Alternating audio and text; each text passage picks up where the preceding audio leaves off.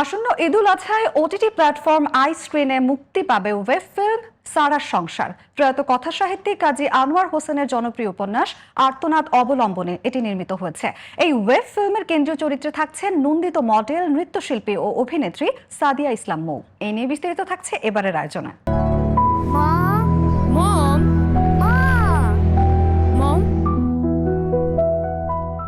আর্তনাদ উপন্যাসে ৭০-এর দশকের প্রেক্ষাপট থাকলেও সারার সংসার ওয়েব ফিল্মে সময়টি এগিয়ে আনা হয়েছে। স্কুলে টিফিন দিবে না বলেছিলাম তো।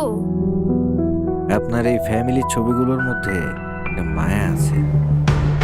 চিত্রনাট্য লিখেছেন কাজী আনোয়ার হোসেনের পুত্রবধূ মাসুমা মাইমুর। প্রযোজনা করেছে ইমপ্রেস টেলিফিল্ম।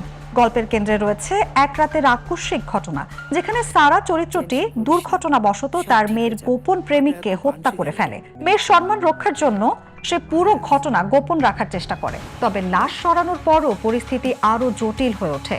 নিখোঁজ ব্যক্তিকে ঘিরে শুরু হয় পুলিশের তদন্ত, আর ধীরে ধীরে সামনে আসতে থাকে পরিবারের ভেতরের ভয়, অপরাধবোধ ও রহস্য। সব ঠিক হয়ে যাবে।